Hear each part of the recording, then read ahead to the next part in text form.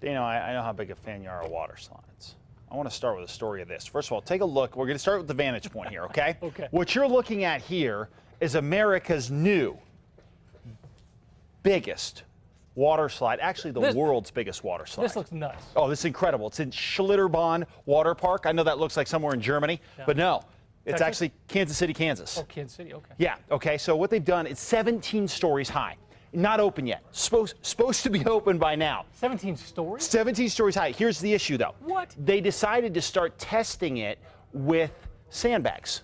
Okay? Ooh. So that's what we're watching here. And actually, nothing goes wrong here, but you should know that initially, a couple of the sandbags took a jump off the side. So they had to add the fence here.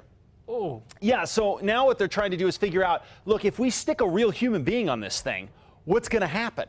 Well, apparently, they're still figuring this out, but the news is good. Apparently, you're going to be able to ride this very, very soon. It's sort of like an M.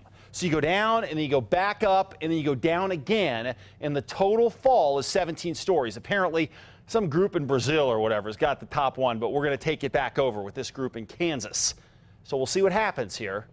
The good news is, though, we could be just weeks away from getting the title back. From reclaiming the title. I don't know how we didn't have it. By the way, here's the music. Yeah, it's awesome. It's like a roller coaster. You go up and then back down. Yeah, no question. You're going fast enough that you get to the top of your next run. Oh, I'm loving this. I think it's going to be awesome. Are you kidding me? I love stuff like this. So I think this could be great, assuming, of course, you don't die going down it. I have a concern, Mark. Yeah. I'm just going to say, there's a net to keep you from flying out.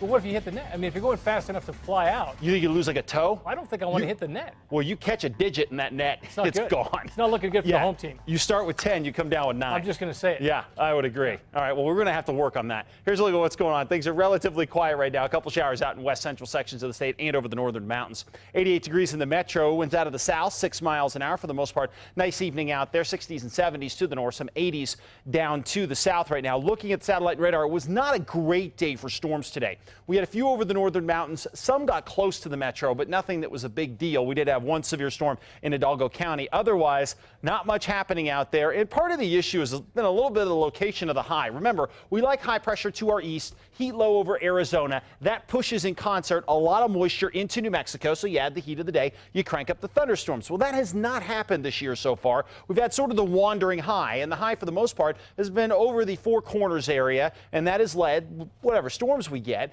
to slide down again around the high in a clockwise way down toward the metro area. So if we're going to have the high not where we want it, the high over the Four Corners is actually not a bad location, and we've gotten regular showers because of it. But how do we get the storms if the high isn't where we need it? Well, what we've gotten here is a series of cold fronts that have blasted through underneath the high, and we've gotten enough moisture underneath. Remember, this high isn't super strong, so it allows that moisture to come in. You add the heat and you crank it up, get some storms. Then you just deplete the moisture, get another cold front, and do the process again. We've done that 4 or 5 times. So has it really been working? Well, the answer is yes. Take a look right here at the overall numbers for July 2014, just the first 6 days of the month here, and we've done pretty well. These are Sunport numbers here, and what we're looking at, total numbers as far as accumulated rainfall goes, are pretty good, 0.63 inches. We should be about 0.22 for the month, so we're well ahead for the month. And remember, July has been our wettest month over the past 10 years.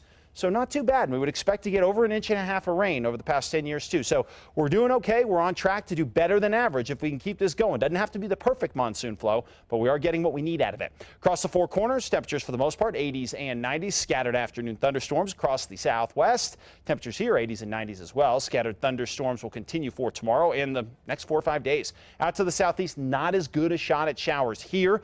Meanwhile, up to the northeast, clouds increase tomorrow.